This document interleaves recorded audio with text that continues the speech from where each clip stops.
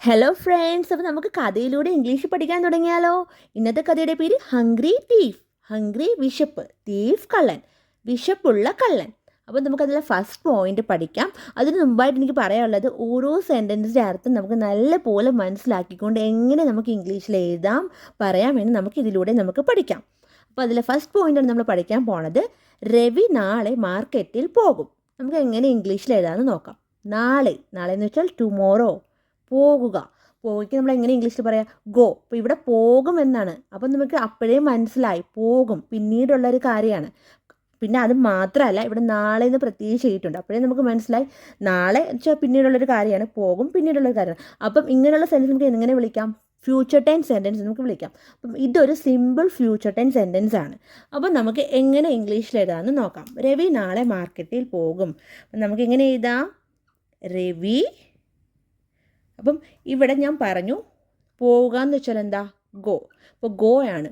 അപ്പം നമ്മൾ ഈ ഗോയെ നമ്മൾ എങ്ങനെ ഒരു ഫ്യൂച്ചർ ടെൻസ് സെൻറ്റൻസിലോട്ട് നമുക്ക് മാറ്റണം. ഈ ഗോയെ നമുക്ക് ഇപ്പോൾ ഈ ഗോ എന്ന് പറഞ്ഞാൽ പ്രസൻറ്റ് ടെൻസ് ആണ്. അപ്പോൾ അതിന് നമ്മൾ എങ്ങനെ ഒരു ഫ്യൂച്ചർ ടെൻസിലോട്ട് മാറ്റാൻ നമുക്ക് നോക്കാം. അപ്പോൾ ഇതൊരു സിമ്പിൾ സെൻറ്റൻസ് ആണ്. ഞാൻ ഇത്ര ഡീപ്പായിട്ട് പറയാൻ കാരണം ഇത് കാര്യം എല്ലാവർക്കും അറിയണമെന്നില്ല, ചിലവർക്കെങ്കിലും അറിയാത്തവർ കാണും. അപ്പോൾ അങ്ങനെയുള്ളവർക്ക് വേണ്ടിയിട്ടാണ് ഞാൻ പറയുന്നത് കേട്ടോ. അപ്പം രവി നമ്മൾ എന്താ യൂസ് ചെയ്യണേ? നമ്മൾ ഈ ഗോയ്ക്ക് മുമ്പ് നമ്മളിതൊരു ഫ്യൂച്ചർ ടെൻസ് സെൻറ്റൻസ് ആക്കാൻ വേണ്ടി നമുക്ക് ഗോയ്ക്ക് മുമ്പ് നമുക്ക് വിൽ യൂസ് ചെയ്ത് എഴുതണം. Ravi will go. അപ്പം വിൽ ഗോ. അപ്പോൾ ഒരു ഫ്യൂച്ചർ ടെൻസ് സെൻറ്റൻസ് ആയി. ഇപ്പോൾ എപ്പോഴും ഓർത്തിരിക്കുക, വിൽ നമുക്ക് യൂസ് ചെയ്യാം. ഒരു ഫ്യൂച്ചർ ടെൻസ് സെൻറ്റൻസ് നമുക്ക് വിൽ യൂസ് ചെയ്ത് എഴുതാം. To the market. അപ്പോൾ എങ്ങോട്ടാണ് പോകണേ? മാർക്കറ്റിലോട്ട്. Ravi will go to the market. എന്നാ പോകണേ? നാളെ. അപ്പോൾ നാളെ എന്നുള്ള ഇങ്ങനെ എഴുതാൻ പോണേ ടുമോറോ. അപ്പോൾ ടുമോറോയുടെ സ്പെല്ലിംഗ് ജസ്റ്റ് നിങ്ങൾ ഓർത്ത് വെച്ചേക്കുക. കാര്യം മിക്കവാറും പേർക്ക് കൺഫ്യൂഷനുള്ള ഒരു വേർഡാണ് ടുമോറോ. കാര്യം ചിലപ്പോൾ നല്ലപോലെ അറിയാവുന്നവർക്ക് പോലും ടുമോറോ എന്നൊരു ഈ വേർഡ് കാണുമ്പോൾ കൺഫ്യൂഷൻ വരും. അപ്പോൾ ജസ്റ്റ് സ്പെല്ലിംഗ് ഓർത്ത് വെച്ചേക്കുക. TOMORROW. അപ്പം നമ്മളെങ്ങനെ എഴുതിയത്? Ravi will go to the market tomorrow. Ravi നാളെ മാർക്കറ്റിൽ പോകും. അപ്പം നമ്മളിവിടെ ഫ്യൂച്ചർ ടെൻസ് സെൻറ്റൻസ് ആക്കാൻ വേണ്ടിയിട്ട് ഗോയ്ക്ക് മുമ്പ് വില്ല് യൂസ് ചെയ്ത് എഴുതി. അപ്പോൾ പ്രത്യേകിച്ച് ഓർത്തിച്ചേക്കും, ഒരു ഫ്യൂച്ചർ ടെൻസ് സെൻറ്റൻസ് നമുക്ക് വില്ല് യൂസ് ചെയ്തിട്ട് എഴുതാം. അപ്പം ഇതൊരു സിമ്പിൾ സെൻറ്റൻസ് ആണ്. അപ്പം നിങ്ങൾക്ക് ബൈ ഹാർട്ട് ചെയ്ത് വെക്കേണ്ട ആവശ്യമില്ല. എപ്പോഴും ഓർത്തിരിക്കുക, ഒരു ഫ്യൂച്ചർ ടെൻസ് സെൻറ്റൻസിൽ നമുക്ക് വിൽ യൂസ് ചെയ്തിട്ട് എഴുതാമെന്ന് ഓർത്ത് വെച്ചേക്കുക. അപ്പോൾ നമുക്ക് പെട്ടെന്ന് കിട്ടും. ഇനി നമുക്ക് നെക്സ്റ്റ് പോയിന്റ് പഠിക്കാം. നെക്സ്റ്റ് പോയിന്റ്, അവൻ മാർക്കറ്റിൽ നിന്ന് ഒരു മീൻ വാങ്ങി. നമുക്ക് എങ്ങനെ എഴുതാൻ നോക്കാം ഇംഗ്ലീഷിൽ? അവൻ ഒരു മീൻ. അപ്പം നമുക്ക് എങ്ങനെ എഴുതാം? ഒരു എന്നുള്ളത് നമുക്ക് എ യൂസ് ചെയ്തിട്ട് എഴുതാം. മീൻ ഫിഷ്. അപ്പം എ ഫിഷ്. ഒരു മീൻ എ ഫിഷ്. അപ്പോൾ വാങ്ങുക എന്ന് വെച്ചാൽ ബൈ. അപ്പോൾ ഇവിടെ വാങ്ങി എന്നാണ്. അപ്പോൾ നമുക്ക് ബൈയെ പാസ്റ്റ് ഫോമിലോട്ട് ആക്കിയിട്ട് എഴുതാം. അപ്പോൾ നമുക്ക് എങ്ങനെ ഇംഗ്ലീഷിൽ എഴുതാൻ നോക്കാം? അവൻ മാർക്കറ്റിൽ നിന്ന് ഒരു മീൻ വാങ്ങി. നമുക്ക് എങ്ങനെ എഴുതാൻ നോക്കാം? അപ്പോൾ ഇവിടെ കഴിഞ്ഞിട്ട് ഞാൻ പറഞ്ഞു വാങ്ങുക എന്ന് വെച്ചാൽ എന്താ? ബൈ. അപ്പോൾ ബൈയെ നമുക്ക് പാസ്റ്റ് ഫോമിലോട്ട് ആക്കണ്ടേ? അപ്പം അതിൻ്റെ ബൈയുടെ 3 ഫോംസ് നമുക്ക് ഫസ്റ്റ് പഠിക്കാം. അപ്പം അതിന് ശേഷം നമുക്ക് എഴുതാം. ഇവിടെ ഏത് ബൈയുടെ പാസ്റ്റ് ഫോം എന്താണ് നമുക്ക് എഴുതാം. അപ്പോൾ ബൈയുടെ 3 ഫോംസ് എന്തൊക്കെയാണ്? Buy, bought, BOUGHT, bought. Buy, bought, bought. അപ്പം നിങ്ങൾ വിചാരിക്കും ഇതും ബോട്ടാണെന്ന്. ഇതിൽ ഫസ്റ്റ് വെർബിൻ്റെ ഫസ്റ്റ് ഫോം മാത്രമേ ഉള്ളൂ ബൈ. ബാക്കി സെക്കൻഡ് ഫോമും തേർഡ് ഫോമും സെയിം ആണ് കേട്ടോ. Buy, bought, bought. അപ്പോൾ എപ്പോഴും ഓർത്തിരിക്കുക, സെക്കൻഡ് ഫോമും തേർഡ് ഫോമും ബൈയുടെ സെയിം ആണ്. അപ്പം നമുക്കിനി എന്താ എഴുതാൻ പോണേ? അപ്പം ഇവിടെ ഞാൻ ജസ്റ്റ് ഓരോ ചെറുതായിട്ട് എഴുതി വെച്ചത് സെക്കൻഡ് ആൻഡ് തേർഡ് ഫോം എന്ന് എഴുതി വെച്ചത് വെർബിൻ്റെ. അപ്പം ജസ്റ്റ് ഇങ്ങനെ കാണാൻ പറ്റുന്നുണ്ടോ? ഓക്കെ. അപ്പം ബൈയുടെ 3 ഫോംസ് നമ്മൾ പഠിച്ചു. Buy, bought, bought. അപ്പോൾ ഇനി അവൻ മാർക്കറ്റിൽ നിന്നൊരു മീൻ വാങ്ങി. അപ്പോൾ നമ്മൾ എഴുതാൻ പോവുകയാണ്. എങ്ങനെ നമ്മൾ എഴുതാൻ നോക്കാം? അപ്പം നമ്മളിവിടെ ബൈ എന്ന് പറയുന്നത് എഴുതാൻ പറ്റില്ല. കാര്യം ഇതൊരു പ്രസൻറ്റ് ഫോമാണ്. അപ്പോൾ എഴുതാൻ പറ്റില്ല. അപ്പോൾ നമ്മളിനി എഴുതാൻ പോണത് ബോട്ടാണ് നമ്മൾ എഴുതാൻ പോണത്. സെക്കൻഡ് ഫോമായ ബോട്ടാണ് എഴുതാൻ പോണത്. അപ്പം ബോട്ട്. BOUGHT, boat. അപ്പം ഇത് തേർഡ് ഫോമാണ്. അപ്പം തേർഡും തേർഡും സെയിം ആണ്. പക്ഷേ വെർബിൻ്റെ സെക്കൻഡ് ഫോമാണ് നമ്മളിവിടെ എഴുതുന്നത് കേട്ടോ. അത് ഓർത്ത് വെച്ചേക്കുക. അപ്പം ബോട്ട് എന്താണ് നമ്മൾ എഴുതാൻ പോകുന്നത്? ബോട്ട് ഒരു മീൻ എന്നുള്ളത് നമ്മൾ എ ഫിഷ് എന്ന് എഴുതുവാണ്. A fish. Bought a fish. ഒരു മീൻ. Boat a fish. എവിടെ നിന്നാണ് വാങ്ങിയത്? മാർക്കറ്റിൽ നിന്ന്. Boat a fish from the market. He boat a fish from the market. അവൻ മാർക്കറ്റിൽ നിന്ന് ഒരു മീൻ വാങ്ങി. അപ്പം ഈ ഒരു സെൻറ്റൻസ് നമ്മൾ ചേഞ്ച് വരുത്തി ഇങ്ങനെ ബൈയെ നമ്മൾ കൺവേർട്ട് ചെയ്ത് ഇപ്പോൾ ഒരു പാസ്റ്റ് ഫോമിലോട്ട് ആക്കിയിട്ടാണ് ഈ ഒരു സെൻറ്റൻസിൽ എഴുതിയിരിക്കുന്നത്. കാര്യം എന്താ, ഇതൊരു പാസ്റ്റ് ഫോം സെൻറ്റൻസ് ആണ്. അവൻ മാർക്കറ്റിൽ നിന്ന് ഒരു മീൻ വാങ്ങി, ഇതൊരു സിമ്പിൾ പാസ്റ്റ് സെൻറ്റൻസ് ആണ്. അപ്പോൾ അതുകൊണ്ടാണ് നമ്മൾ ബൈയെ ചേഞ്ച് ചെയ്ത് ബോട്ടാക്കിയത്. ഇനി നമുക്ക് ഒന്നും കൂടെ ഒന്നിച്ച് പറയാം. He boat a fish from the market. അവൻ മാർക്കറ്റിൽ നിന്നൊരു മീൻ വാങ്ങി. നമുക്ക് നെക്സ്റ്റ് പോയിന്റ് പഠിക്കാം. നെക്സ്റ്റ് പോയിന്റ്, അവൻ മീൻ മേശപ്പുറത്ത് വെച്ചിട്ട് ഫോണിൽ സംസാരിക്കാൻ പോയി. നമുക്ക് എങ്ങനെ ഇംഗ്ലീഷിൽ എഴുതാമെന്ന് നോക്കാം. അവൻ മേശ ടേബിൾ. ഇപ്പം മേശപ്പുറത്ത് എന്നുള്ളത് നമുക്ക് ഓൺ ദ ടേബിൾ എന്ന് പറയാം. മേശപ്പുറത്ത് വെച്ചെന്നല്ലേ, അപ്പം ഓൺ ദ ടേബിൾ വെച്ചിട്ട് ഫോണിൽ സംസാരിക്കാൻ പോയി. സംസാരിക്കുക എന്ന് വെച്ചാൽ ടോക്ക്. അപ്പോൾ പോവുക, ഗോ. അപ്പോൾ നമുക്ക് ഗോയെ കൺവേർട്ട് ചെയ്ത് പാസ്റ്റ് ഫോം ആക്കി എഴുതാം ഇവിടെ. അപ്പോൾ നമുക്ക് എങ്ങനെ ഇംഗ്ലീഷിൽ എഴുതാം? അവൻ മീൻ മേശപ്പുറത്ത് വെച്ചിട്ട് ഫോണിൽ സംസാരിക്കാൻ പോയി. അപ്പോൾ എങ്ങനെ എഴുതാം? He put. അപ്പോൾ വെക്കുക എന്നുള്ളതാണ് ഇവിടെ ഞാൻ പുട്ട് ഉപയോഗിച്ച് എഴുതുന്നത്. He put the fish. അപ്പം മേശപ്പുറത്ത്. അപ്പം നമുക്ക് ഓൺ ദ ടേബിൾ എന്ന് എഴുതാം. He put the fish on the table. On, ഇവിടെ എന്താ ഓൺ വന്ന കാര്യം? മേശയുടെ പുറത്ത് വെച്ചു എന്നാണ് പറയുന്നത്. അതുകൊണ്ടാണ് നമ്മളിവിടെ ഓൺ ദ ടേബിൾ എന്ന് എഴുതുന്നത്. He put the fish on the table.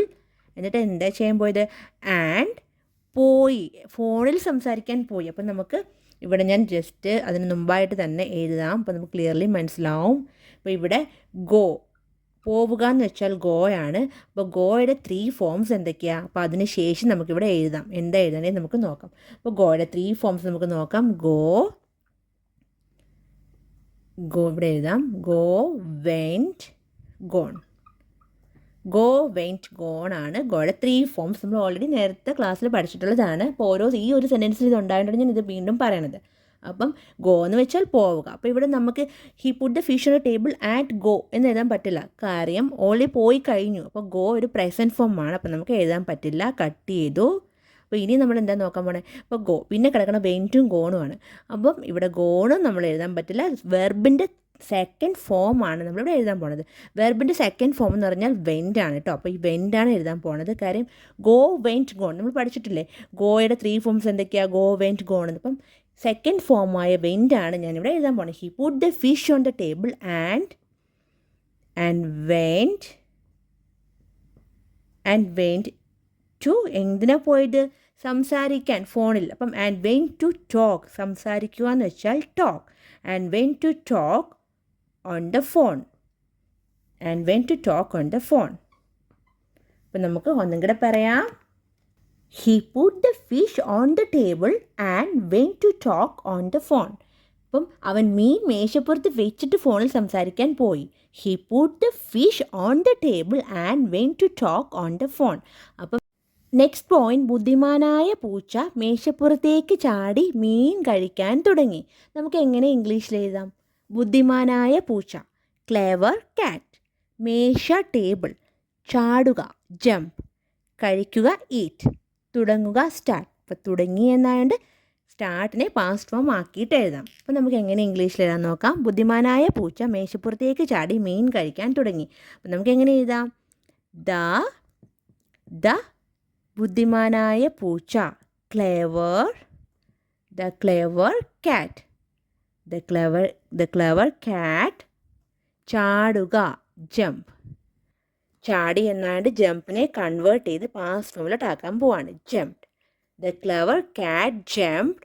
എങ്ങോട്ടാ? മേശപ്പുറത്തേക്ക് ചാടി. അപ്പം നമുക്ക് എഴുതാം jumped on to the table. മേശപ്പുറത്തേക്ക് ചാടി. എന്നിട്ട് എന്താ ചെയ്തത്? ആൻഡ്, അപ്പം കഴിക്കാൻ തുടങ്ങി, മീൻ കഴിക്കാൻ തുടങ്ങി. അപ്പം തുടങ്ങുക എന്ന് വെച്ചാൽ എന്താ? അത് ഞാൻ ഇവിടെ എഴുതാം. ഇവിടെ സ്പേസ് ഉണ്ടെന്ന് തോന്നുന്നു. തുടങ്ങുക സ്റ്റാർട്ടാണ്. തുടങ്ങുക. അപ്പോൾ ഇവിടെ തുടങ്ങി എന്നാണ്. മീൻ കഴിക്കാൻ തുടങ്ങി ഓൾറെഡി. അപ്പം നമുക്ക് സ്റ്റാർട്ടിനെ പാസ്റ്റ് ഫോം ആക്കിയിട്ട് എഴുതാം. സ്റ്റാർട്ടഡ്. അപ്പം jumped on to the table and started. ഇത് ആറാണ്, STARTED എന്നാണ് എഴുതിയിരിക്കണേ കേട്ടോ. അപ്പം ജസ്റ്റ് ഒന്നും കൂടെ ഞാൻ റബ്ബ് ചെയ്തിട്ട് ഒന്നും കൂടെ എഴുതാം. ക്ലിയർ ആവുന്നില്ല എന്ന് തോന്നുന്നു. ഇവിടെ എഴുതാം സ്റ്റാർട്ടഡ്. അപ്പം എങ്ങനെയാണ് നമ്മൾ എഴുതിയത്? Clever cat jumped on to the table and started. ഇപ്പം എന്താ? മീൻ കഴിക്കാൻ തുടങ്ങി. And started eating fish. ഇത് ഈ ആണ്, ഈറ്റിംഗ് ഫിഷ്. നമുക്ക് ഒന്നും കൂടെ പറയാം. The clever cat jumped onto the table and started eating fish. ബുദ്ധിമാനായ പൂച്ച മേശപ്പുറത്തേക്ക് ചാടി മീൻ കഴിക്കാൻ തുടങ്ങി. The clever cat jumped onto the table and started eating fish. അപ്പം നമുക്ക് നെക്സ്റ്റ് പോയിന്റ് പഠിക്കാം. നെക്സ്റ്റ് പോയിന്റ്, അടുക്കളയിൽ വെച്ചിരുന്ന മീൻ അവിടെ ഇല്ലായിരുന്നു. നമുക്ക് എങ്ങനെ ഇംഗ്ലീഷിൽ എഴുതാൻ നോക്കാം. The fish. അപ്പം ഇവിടെ വെച്ചിരുന്ന മീൻ എന്നുള്ളതിന് നമ്മൾ എന്താ എഴുതാൻ പോണേ? ഇവിടെ ഞാൻ കെപ്റ്റ്. അപ്പോൾ കീപ്പിൻ്റെ പാസ്റ്റ് ഫോമാണ് കെപ്റ്റ് കേട്ടോ. The fish kept. അപ്പോൾ ഓൾറെഡി വെച്ചിരുന്ന മീനാണ്. അപ്പം ഇവിടെ കീപ്പ് എന്ന് പറഞ്ഞാൽ പ്രസൻറ്റ് ഫോമാണ്, അതിൻ്റെ പാസ്റ്റ് ഫോമാണ് കെപ്റ്റ്. അപ്പോൾ the fish kept in the kitchen. അപ്പം എന്താ? The fish kept in the kitchen അവിടെ ഇല്ലായിരുന്നു. അപ്പം നമുക്ക് എങ്ങനെ എഴുതാം? വാസ് അവിടെ ഇല്ലായിരുന്നു. അതൊരു പാസ്റ്റ് ഫോമാണ്, നമുക്ക് മനസ്സിലായി. അപ്പം നമുക്ക് വേണമെങ്കിൽ വാസ് നോട്ട് ദെയർ അല്ലെങ്കിൽ നമുക്ക് വാസ് മിസ്സിങ് എന്നൊക്കെ എഴുതാം. അപ്പോൾ ഇവിടെ ഞാൻ എന്താ എഴുതാൻ പോണേ? ഇവിടെ ഞാൻ വാസ് മിസ്സിങ് എന്ന് എഴുതാം. അപ്പം നിങ്ങൾ വിചാരിക്കും എന്താ അങ്ങനെ മിസ്സിങ്?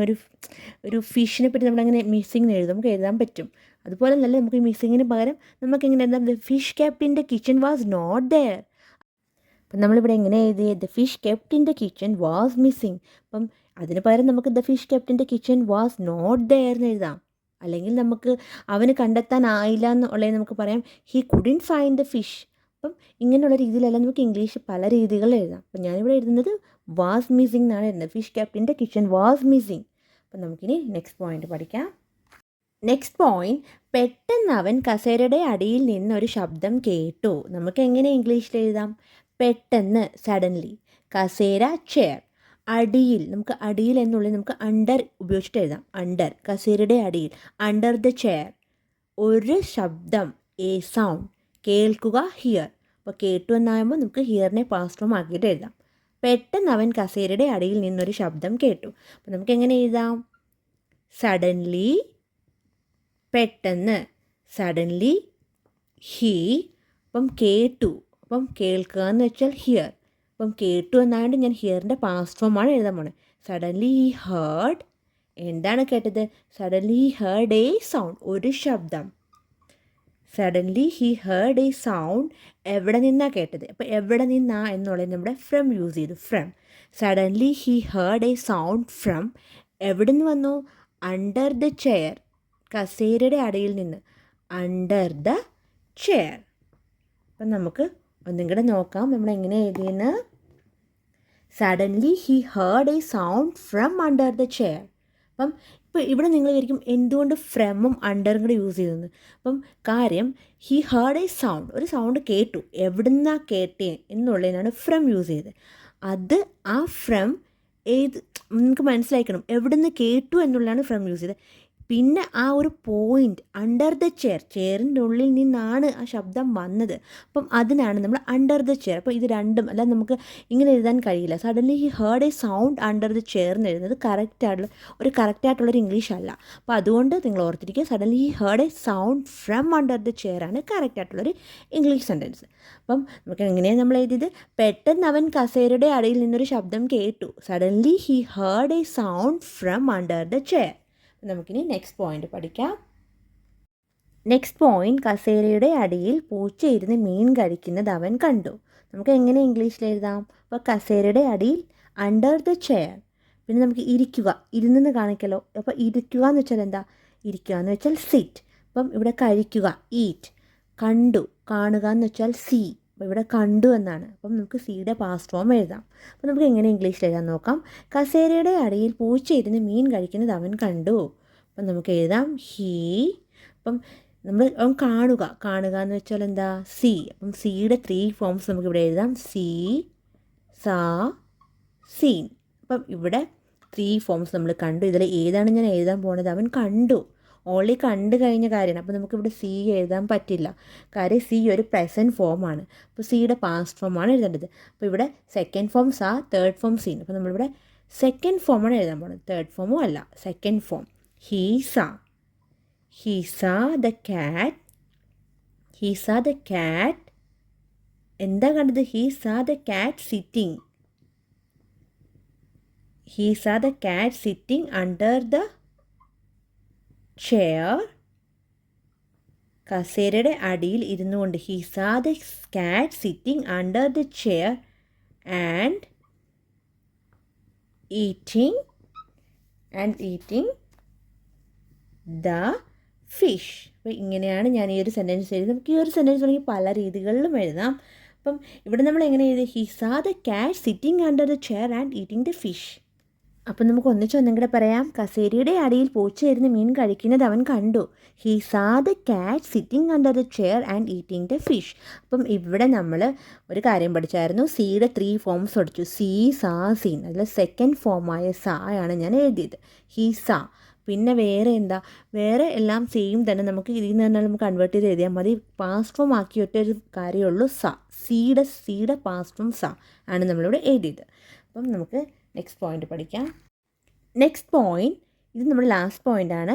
അവൻ പൂച്ചയെ നോക്കി ചോദിച്ചു, മീന് രുചി ഉണ്ടായിരുന്നോ? അപ്പോൾ നമുക്ക് എങ്ങനെ ഇംഗ്ലീഷിൽ എഴുതാമെന്ന് നോക്കാം. അവൻ അപ്പോൾ പൂച്ചയെ നോക്കി ചോദിച്ചു. അപ്പോൾ നമുക്ക് എഴുതാം ഹി. നോക്കുക, ലുക്ക്. അപ്പം നോക്കി ഓൾറെഡി കഴിഞ്ഞു പോയ കാര്യമാണ്. ഓൾറെഡി നോക്കി കഴിഞ്ഞു. അപ്പോൾ നമ്മൾ ലുക്കിനെ കൺവേർട്ട് ചെയ്ത് പാസ്റ്റ് ഫോം നോക്കാം. He looked at the cat and ചോദിക്കുക എന്ന് വെച്ചാൽ എന്താ? ആസ്ക്. അപ്പം ഇവിടെ ചോദിക്കുക, ആസ്ക്. ഓൾറെഡി ചോദിച്ചു കഴിഞ്ഞ കാര്യമാണ്. അപ്പം ആസ്കിനെയും കൺവേർട്ട് ചെയ്ത് പാസ്റ്റ് ഫോം ആക്കി. Ask. He looked at the cat and ask. എന്താണ് ചോദിച്ചത്? അപ്പം ജസ്റ്റ് ഇവിടെ ഒരു ഇൻവേർട്ടഡ് കോമയിൽ എഴുതാം. ഇവിടെ ഒരു കോമ ഇടാം. എന്താ? വാസ്. നമ്മളൊരു ക്വസ്റ്റ്യനായിട്ട് ചോദിക്കുകയാണ്. അപ്പം എന്താ നമ്മൾ ചോദിച്ചത്? വാസ് ദ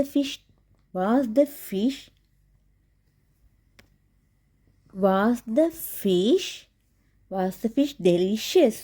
അപ്പം നമുക്കിവിടെ ഡെലീഷ്യസിന് പകരം ടേസ്റ്റി എന്നും എഴുതാം. അപ്പം ഇത് ഞാൻ ഇവിടെ എഴുതുന്നത് ഡെലീഷ്യസ് ആണ്. Was the fish delicious? ഒരു ക്വസ്റ്റ്യൻ മാർക്ക് ഇടാം. കാര്യം ഇത് ക്വസ്റ്റ്യനായിട്ട് ചോദിക്കുകയാണ്. അപ്പം എങ്ങനെ നമ്മൾ വേണമെങ്കിൽ ഇവിടെ ടേസ്റ്റി എന്ന് എഴുതാം കേട്ടോ. വാസ് ദ ഫിഷ് ടേസ്റ്റി അല്ലെങ്കിൽ വാസ് ദ ഫിഷ് ഡെലീഷ്യസ്? അപ്പോൾ പൂച്ചയോട് ചോദിക്കുകയാണ്. അപ്പം മീൻ കഴിച്ചിട്ട് എങ്ങനെ ഉണ്ടായിരുന്നു? ടേസ്റ്റി ആയിരുന്നു എന്ന് ചോദിക്കുകയാണ്. അപ്പം അവൻ പൂച്ചയെ നോക്കി ചോദിച്ചു, മീൻ രുചി ഉണ്ടായിരുന്നോ? He looked at the cat and ask was the fish delicious അല്ലെങ്കിൽ വാസ് ദ ഫിഷ് ടേസ്റ്റി എന്ന് ചോദിക്കുകയാണ്. അപ്പോൾ ഇതാണ് നമ്മുടെ കഥയുടെ ലാസ്റ്റ് പോയിന്റ്. അപ്പം ഇവിടെ നമ്മൾ ചേഞ്ച് വരുത്തി ഞാൻ ഓൾറെഡി പറഞ്ഞു. പാസ്റ്റ് ഫോമിലാക്കി എന്തൊക്കെയാണെന്ന് പറഞ്ഞു. കാര്യം എന്താ? ഓൾറെഡി ലുക്കിനെ നമ്മൾ കൺവേർട്ട് ചെയ്ത് ലുക്ക്ഡ് ആക്കി. പിന്നെ ആസ്കിനെ കൺവേർട്ട് ചെയ്ത് പാസ്റ്റ് ഫോമിലോട്ടാക്കി ആസ്ക്ഡ് ആക്കി. അപ്പം പിന്നെ ഇതൊരു ക്വസ്റ്റ്യൻ ആണ്. അപ്പോൾ അതുകൊണ്ടാണ് ഞാൻ ഇൻവേർട്ടഡ് കോമയിൽ ഇട്ടത്. ഒരു ക്വസ്റ്റ്യനായിട്ട് ചോദിക്കുകയാണ്. ഇപ്പോൾ അതിനൊരു ക്വസ്റ്റ്യൻ മാർക്ക് കിട്ടും. അപ്പം ഇതാണ് നമ്മൾ ലാസ്റ്റ് പോയിന്റ്. ഇപ്പം നിങ്ങൾക്ക് കഥയല്ല, നിങ്ങൾക്ക് ഈ ക്ലാസ് ഇഷ്ടപ്പെട്ടതാണെങ്കിൽ നമ്മൾ ഈ കഥയിലൂടെ അവിടെ ഇംഗ്ലീഷ് പഠിക്കുകയാണ്. കാര്യം നമ്മൾ ജസ്റ്റ് ഒരു കഥ പറഞ്ഞു പോവല്ല. കഥയിലൂടെ നമ്മൾ നല്ല പോലെ എങ്ങനെ ഇംഗ്ലീഷിൽ പറയാം, ഏത് ടെൻസാണ്, അപ്പം ഏത് ടെൻസ്, അതിൻ്റെ സ്ട്രക്ചർ എന്തായിരിക്കും, സബ്ജക്റ്റ് എന്താ, ഇതൊക്കെ നമ്മൾ പഠിക്കുന്നുണ്ട്. അപ്പം നിങ്ങൾക്ക് ഈ ക്ലാസ് ഇഷ്ടപ്പെടുകയാണെങ്കിൽ നിങ്ങൾ സബ്സ്ക്രൈബ് ചെയ്യാൻ മറക്കരുത്. Okay, bye friends.